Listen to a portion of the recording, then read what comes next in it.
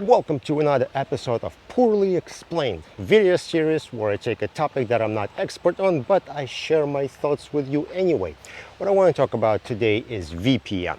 Now, we have tons of advertisement on YouTube and everywhere on the internet of different VPN companies, and I want to share some of my thoughts. And I also want to put a conspiracy hat on and talk about some of the crazy ideas that going through my head. So let's do that today. So the first point I want to address is encryption. And a lot of people don't realize that your data is already encrypted when it's being transferred over the internet. In your web browser, you get a little lock icon next to the URL. And if you don't get the lock icon, you get a big red X, which tells you this data isn't going over secure connection.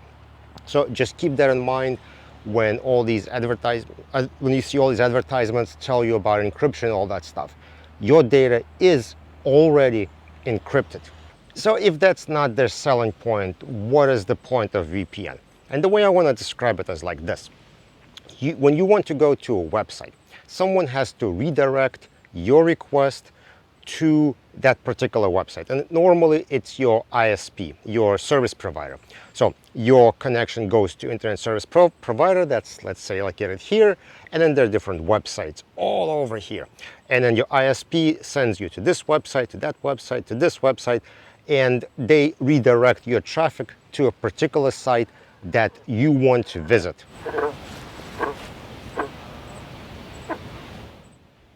That's a frog. That's a loud toad. Wait. That's a giant toad. Okay, it's not a giant. There it is.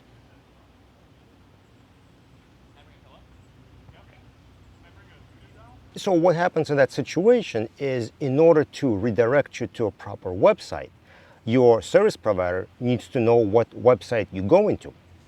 So your internet service provider knows where you're going, but they cannot see the content that you are transferring. Now, if you are going to go with a VPN, what happens is you just shifting that point up to somebody else. Now your service provider, the data just passes through. They don't know which website you're going to, but your VPN provider does, because now they are doing redirecting to different websites. So all you're doing is you shifting. Who knows what website you're going to? Is it your service provider for the internet, or is it the VPN company? Who do you trust more to give that information to? Again, they don't see the data that's being transferred. They just know what websites you go to. So now let's put our conspiracy hats on and let's think about it. What if government wants access to the data?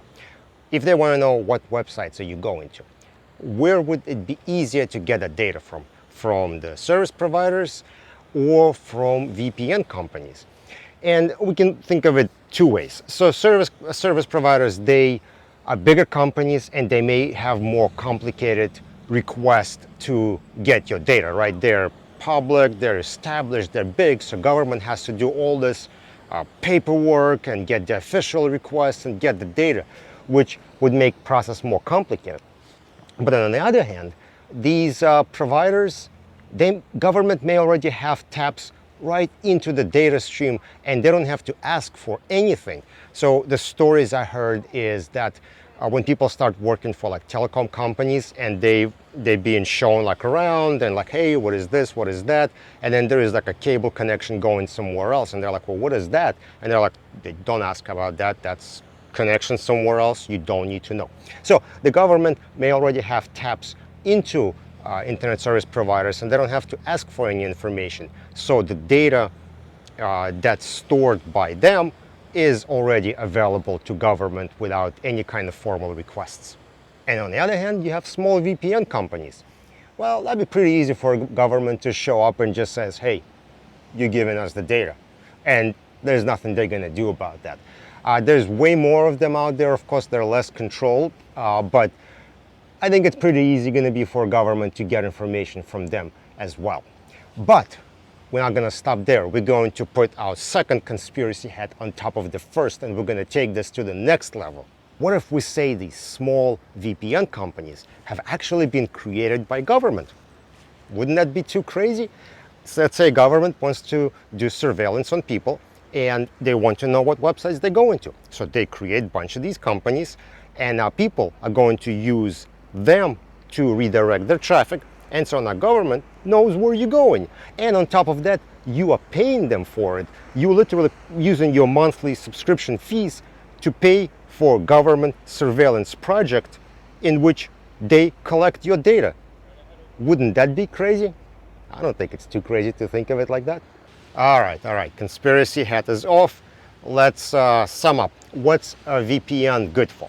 Number one, if you have restricted internet access, if you can't go to the all websites you want, you can use VPN to access things that you cannot do. Another reason, if you are restricted based on geographical location, like Netflix, you can't access certain movies or YouTube or whatever, you can simulate your different geographical location and get access to content that way.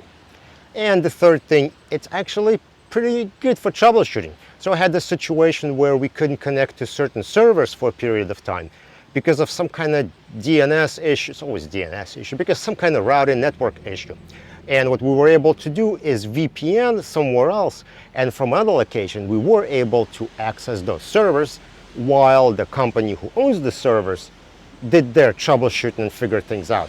So VPN did save my bot a few times when I couldn't connect to a specific server. So that's my opinion on VPNs and what they're good for. Again, I'm not an expert on this, I'm not a security expert or anything like that. So this is just my opinion. If you have your opinion, put it in the comment section below. Don't forget to follow on LinkedIn, subscribe on YouTube, and I will see you on another video.